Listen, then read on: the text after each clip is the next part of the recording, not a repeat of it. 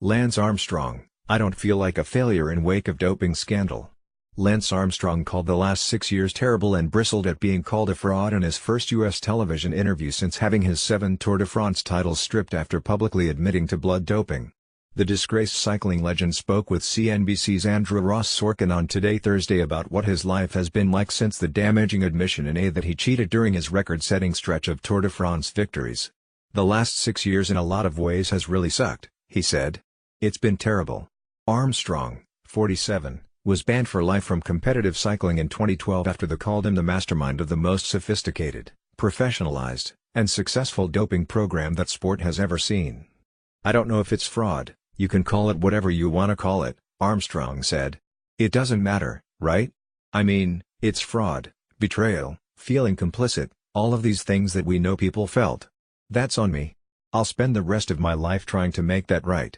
Armstrong admitted to Winfrey that he used blood doping to win cycling titles but denied being the ringleader who forced teammates to also participate in blood doping and paid off cycling's governing bodies to cover his cheating.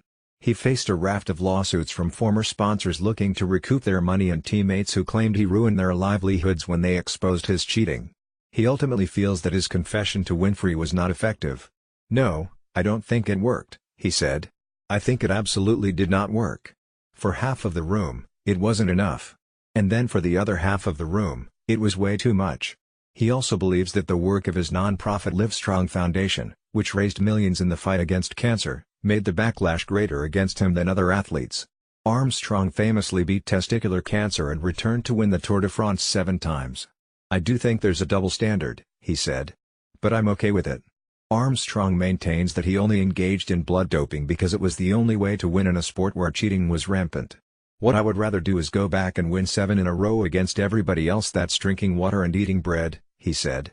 "That's what I would want. And I believe that that would happen." He is now focused on building his media brand, which includes hosting 2 podcasts and starting his own investment company. Armstrong also enjoys spending time with his fiancée, with whom he has 2 children, as well as being a dad to his 3 children from his first marriage. Sorkin asked Armstrong if he has been humbled by his fall from grace. "It's funny," he said. "I get both sides of it. I get people that say, he hasn't apologized enough, and then I get a lot of people that say, dude, stop apologizing." Armstrong is determined to move forward with his life after the scandal. "I don't feel like a failure," he said. "And I've never felt like a failure since then."